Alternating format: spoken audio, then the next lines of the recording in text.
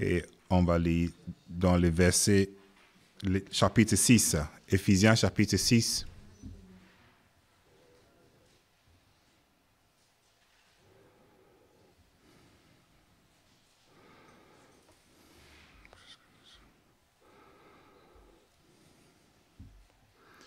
À partir du verset 14.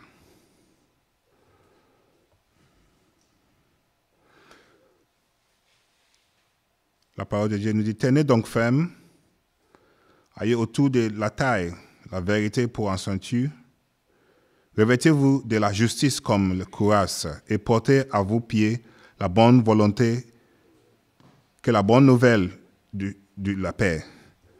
Ayons constamment avec vous le bouclier de la foi, avec laquelle vous pourrez étendre toutes les flèches enflammées du malin. Et prenez donc avec le casque de la délivrance et l'épée de l'esprit, qui est la parole de Dieu. Prions en tout temps, par toutes sortes de prières et de requêtes dans l'esprit, avec la vigilance et sans lassitude pour tous les peuples de Dieu. Amen. Prions. Seigneur, nous te bénissons, nous t'adorons, Père éternel. Merci pour ce privilège que nous avons de venir vers toi, Seigneur. Merci pour cette grâce que tu nous donnes, autant que tes enfants, Seigneur. Ce soir encore, nous voulons, Seigneur, entendre ta voix. Nous venons à tes pieds, Père éternel. Et nous voulons que, Seigneur, toi-même, tu viennes parler à nos cœurs. Sois béni, sois élevé, au nom de Jésus. Amen. Donc, comme vous savez, ça fait des semaines qu'on est dans on est sur ce sujet des les armes spirituelles ou les combats spirituels. Et en Éphésiens, on va voir les armes spirituelles. Et les combats spirituels, c'est quelque chose que chaque chrétien ou chaque chrétienne, toute notre vie, dès les jours que nous donnons nos vies à Christ jusqu'à les derniers souffles, soit nous l'acceptons ou pas, c'est un combat. Amen. Et ce qui est important de savoir, c'est savoir que nous sommes dans un combat. Parce que dans un combat, s'il y a un qui ne sait pas qu'il est dans un combat, il reçoit que des coups. Mais il y a certains qui disent, moi je ne vais pas me battre, je n'aime pas la guerre, donc je vais rester à la maison. Même si tu restes à la maison, si ton pays est en guerre, toi aussi tu es en guerre. Donc, on ne peut pas dire non, moi je ne vais pas me battre. Même si on ne se bat pas, on va voir que dans ces armes spirituelles, on a les choses pour se protéger aussi. Pas seulement de se battre, mais aussi de se protéger. Mais il faut avoir confiance, il faut avoir connaissance de tout cet esprit et cette âme qui est la parole de Dieu, où Dieu même lui place devant nous. Amen. Ce qui est important, même avant de voir cette âme spirituelle, c'est d'abord voir ce livre qu'on appelle Éphésiens. Moi, j'aimerais que ce soir, nous regardons un peu dans le contexte avant même de rentrer dans ces armes spirituelles. Parce que c'est là où se trouve ces armes spirituelles, ça vient encore quelque chose de plus puissant. Pas seulement se focaliser sur les armes, mais ce soir, essayons-nous de regarder un peu ce livre Éphésiens. Et si vous voulez, le thème principal de cet épître aux Éphésiens, c'est l'unité en Christ. On peut se dire, mais qu'est-ce que ça a lien avec les armes spirituelles? N'est-ce pas? Paul a écrit ce livre à une église. Ici, nous sommes une église, donc ça nous concerne, n'est-ce pas? Et Christ unit le monde à Dieu.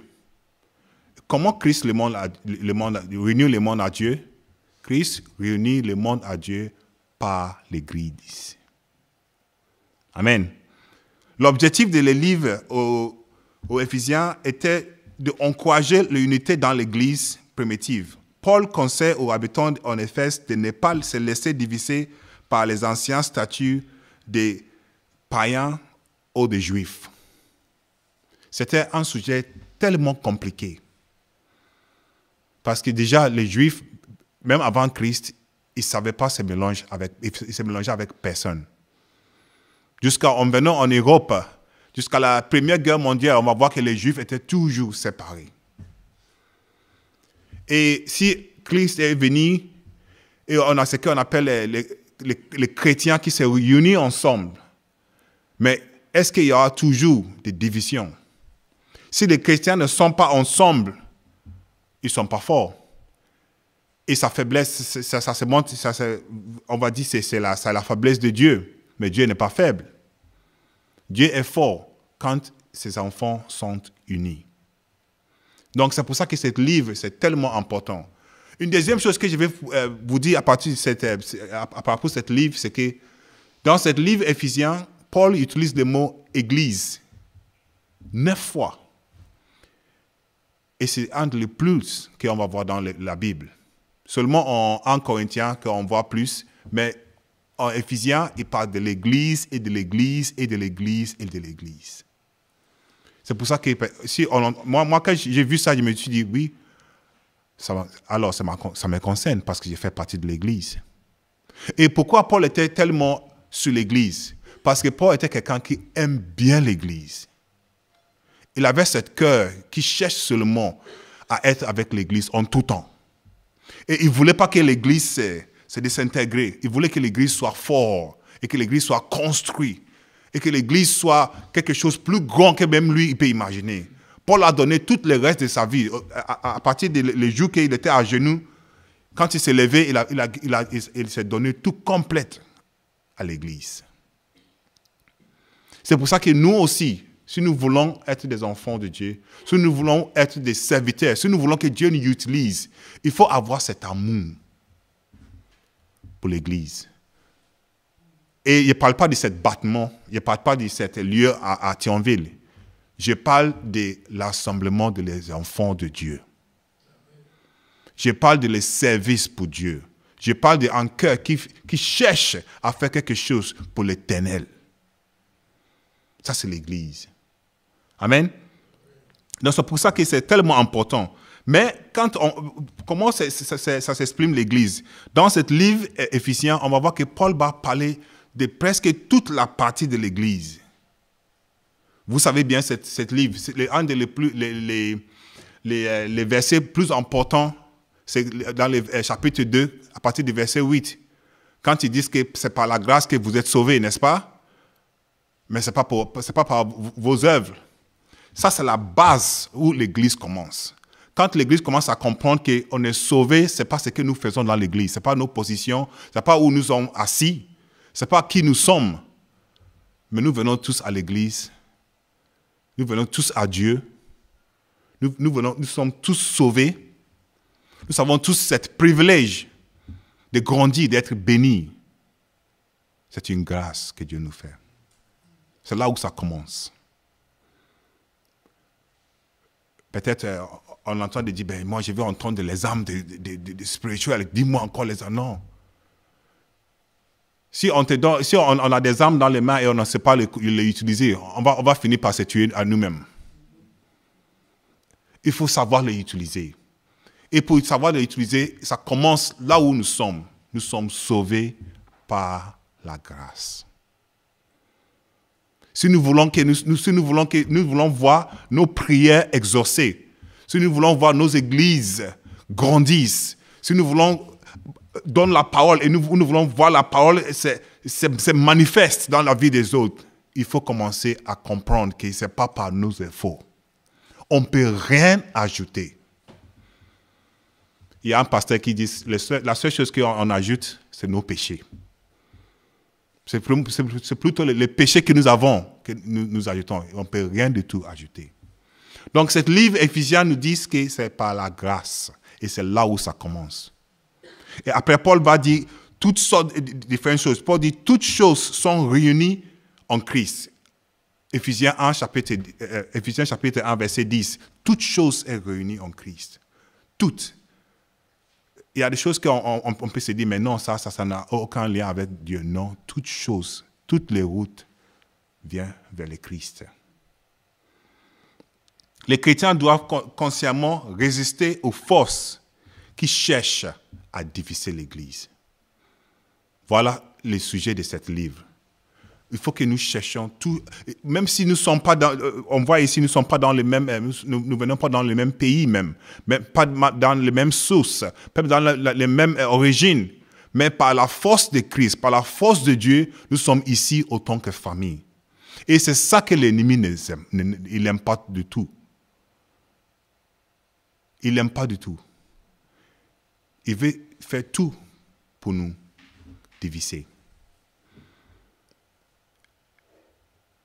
Je me souviens quand on était en train de se marier en Chine. On était au bureau pour réduire les mariages. Et en Chine, c'est un bureau de police, là où c'est un commissariat, c'est là où il fait les mariages, c'est un commissariat. Et il y a une dame, il nous a dit, il a pris ma femme à côté, il a dit, mais pourquoi tu t'es marié à lui? Tu n'as pas trouvé un Chinois?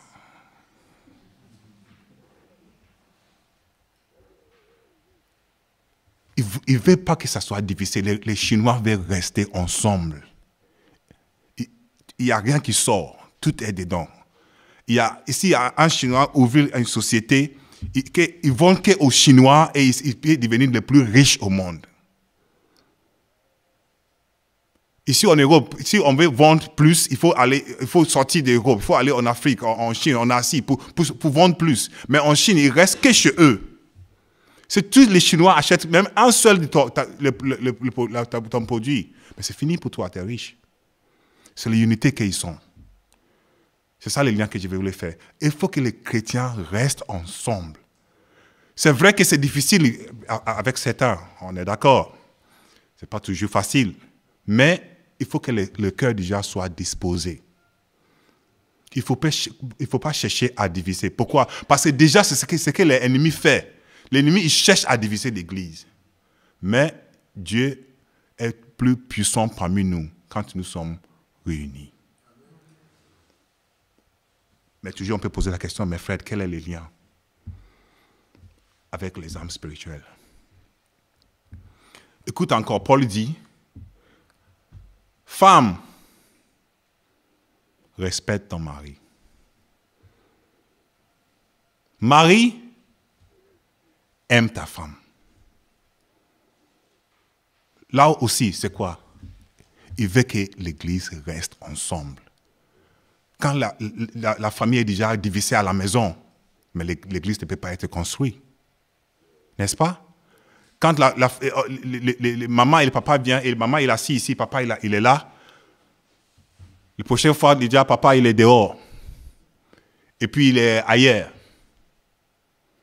Mais Paul dit non.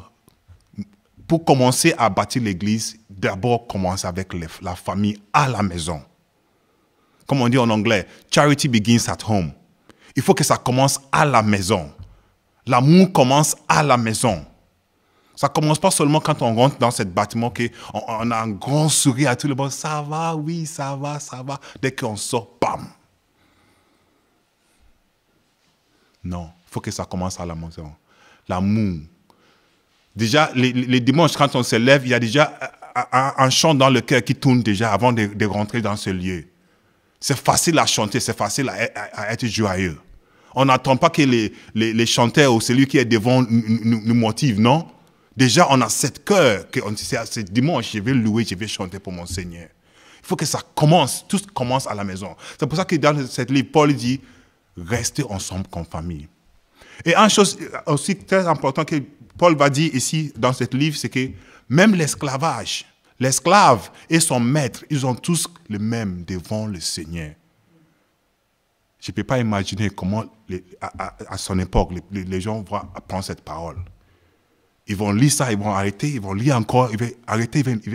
Est-ce que c'est ce qu'il a le temps de dire? Mon esclave que j'ai acheté sur le marché, il était nul quand je l'ai acheté, il n'avait rien sur lui. Il est même nouveau que moi devant le Seigneur. On est égal devant le Seigneur, je ne peux pas comprendre. Mais c'est ça que Paul dit. Il ne faut jamais, jamais chercher à diviser. Quand on vient ensemble en tant qu'Église, c'est là où le pouvoir commence. Alors, où est les âmes spirituelles? C'est que ça que je vous dis. Dès que nous cherchons à être réunis, l'ennemi va tout faire pour nous diviser. À la maison, dans les mariages, à l'école, au travail. Même quand nous venons juste pour faire un petit truc ensemble ici, ça peut monter tellement de confusion qu'on sera divisé. L'ennemi, il est constamment, il cherche constamment. Et pas seulement entre nous, mais il veut aussi nous décourager de toutes sortes de choses. Quand on prie et on n'a pas de réponse, quand on tombe malade, tout ce qui va passer de nos vies, l'ennemi il est en train de pousser, de dire, voilà, éloigne-toi de lui, perds la foi, tu n'as pas besoin de la foi, allez ailleurs, fais comme tu veux. C'est toujours le but de l'ennemi. Et ce qui est tellement important qu'on voit ici, que Paul va dire dans ce chapitre 6, que notre combat n'est pas contre les hommes, les êtres humains. Mais il dit quoi? Ce combat, c'est contre des principalités, des forces.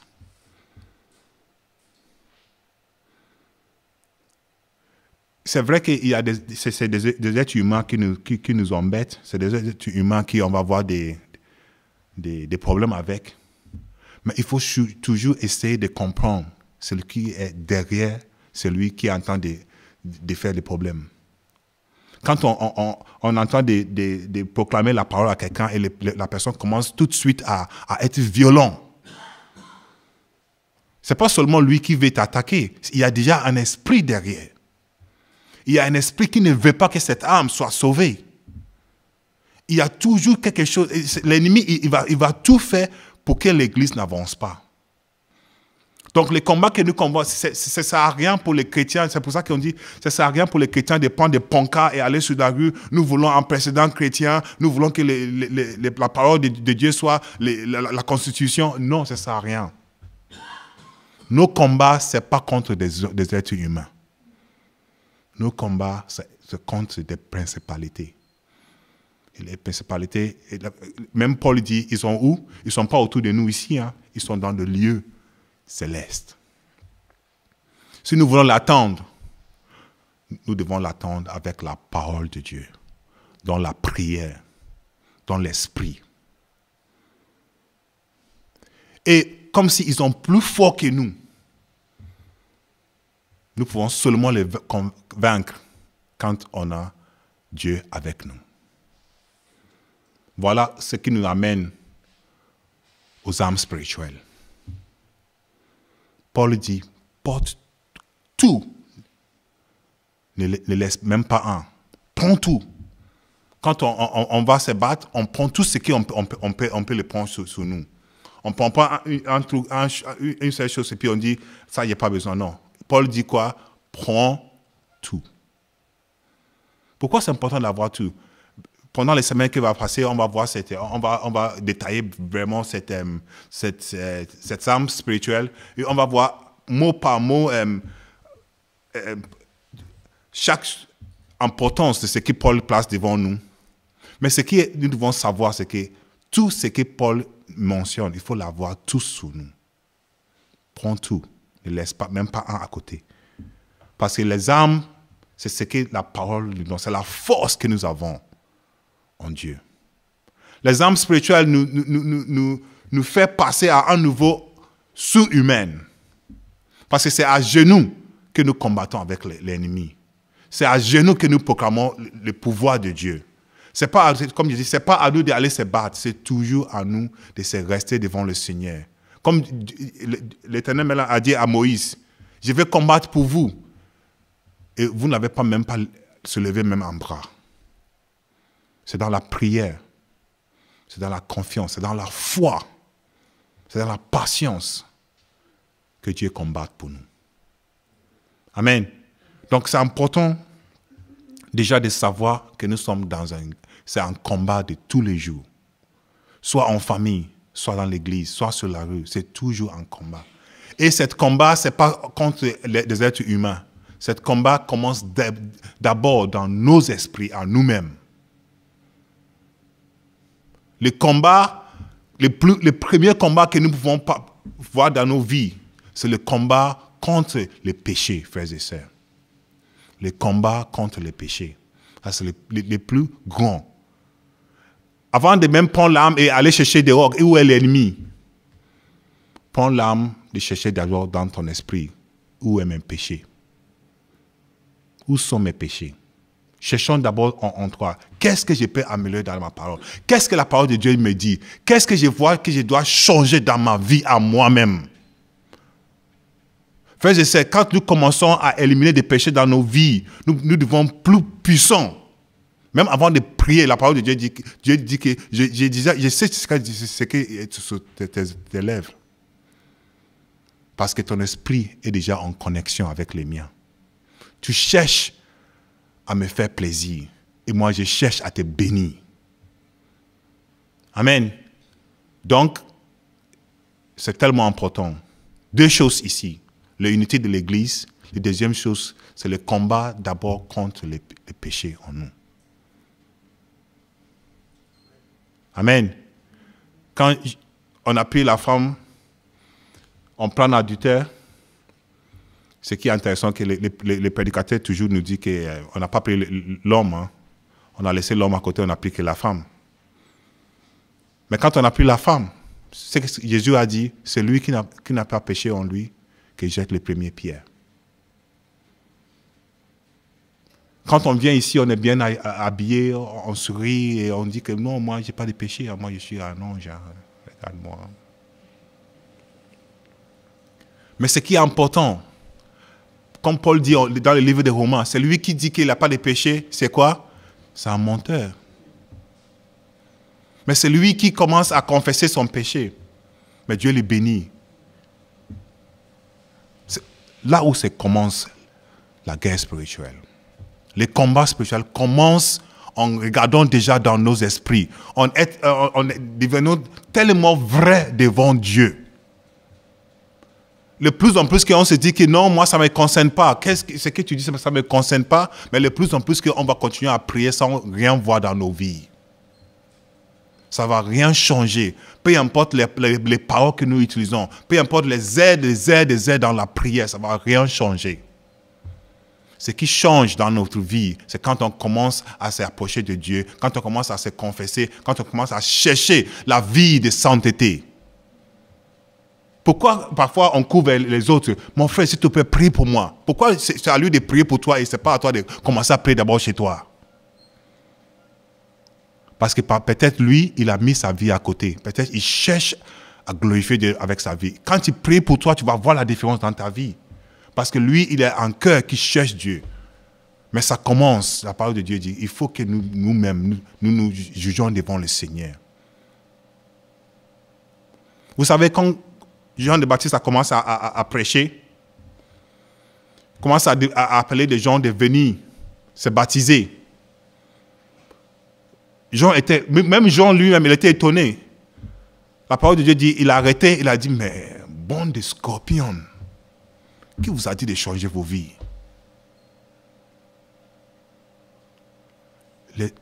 À cette époque, les gens étaient prêts à se détourner des péchés, à venir chercher Dieu. Et c'est la même chose aujourd'hui. Si nous commençons à se détourner, cette âme de l'esprit qu'on va voir la semaine prochaine et les semaines qui vont suivre, on va les prendre avec puissance. Peu importe comment la prédication serait, si on a un cœur disposé, si on cherche vraiment à être vers devant le Seigneur, la parole de Dieu seulement nous rend fort. On sera puissant devant le Seigneur. Amen. Et je termine avec ces choses. On dit, Paul cherche à apaiser les craintes des croyants en Éphésiens, qui avaient cette habitude d'adopter des pratiques magiques. Quand on parle de cette ville en Éphèse, on dit que c'était une grande ville avec un port, riche en tout. Mais il avait aussi à l'époque beaucoup de magique. Et ça n'a pas changé. Hein. Aujourd'hui, on ne les voit pas beaucoup, mais ça reste toujours. Donc, les chrétiens à Éphèse étaient divisés entre est-ce que je dois être chrétien et toujours garder mon magique avec moi, ou est-ce que je peux vraiment vivre une vie puissante contre tout cet astrait de l'ennemi. Et Paul est en train de le dire, appuie-toi sur le Seigneur et tu vas avoir une puissance plus grande qu'un être homme pouvait manifester. En leur appelant la suprématie de Christ, il les exhorte de se fortifier dans le Seigneur. Alors, il dit, fortifiez-vous. Ici, c'est-à-dire fortifiez-vous. Mais quand on regarde dans le grec, c'est un verbe en passif. Ça veut dire, soyez fortifiés. Donc, on voit que ce n'est pas même eux qui va chercher cette fortification. Mais Paul dit, disposez-vous pour que vous soyez fortifiés. Mettez-vous à pied devant le Seigneur et que la puissance de Dieu vienne sur vous. Soyez fortifiés. En revêtant la mue complète de Dieu, en restant ferme dans la prière, ils auront la force de tenir ferme dans les foi. Ils auront la force de résister tous les astraits de l'ennemi. Paul souligne la nécessité pour nous d'être préparés afin de pouvoir supporter toute l'attaque qui se présente à nous. Mais la source de notre pouvoir, frères et sœurs, vient de Dieu. Même avant de commencer à entendre cette arme spirituelle, frères et sœurs, disposons-nous déjà devant le Seigneur. Confessons notre besoin devant le Seigneur. Confessons notre cœur devant le Seigneur. Et la mue sera plus puissante pour nous. Ce n'est pas la mue qui est puissante. On connaît bien cette histoire de David. Quand Saul lui a présenté toute la mue qu'il pourrait lui donner, n'est-ce pas? Il n'a pas rejeté, il a pris, il les a mis.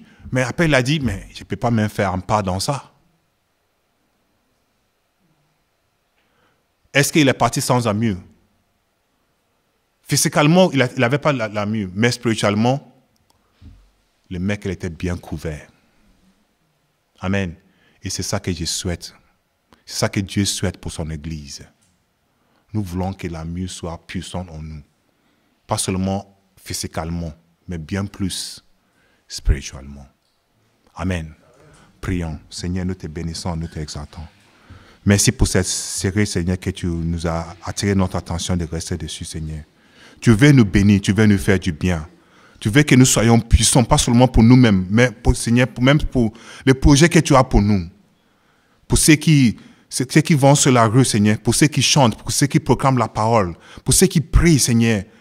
Nous avons besoin de cet amour. Nous avons besoin de la parole pour nous rendre forts, Seigneur. Aide-nous, Père éternel, à être vrai devant toi. Aide-nous, Seigneur, à s'éloigner du péché. Aide-nous à chercher la sainteté, la pureté, Seigneur. Parce que c'est là notre force. Au nom puissant de Jésus. Amen.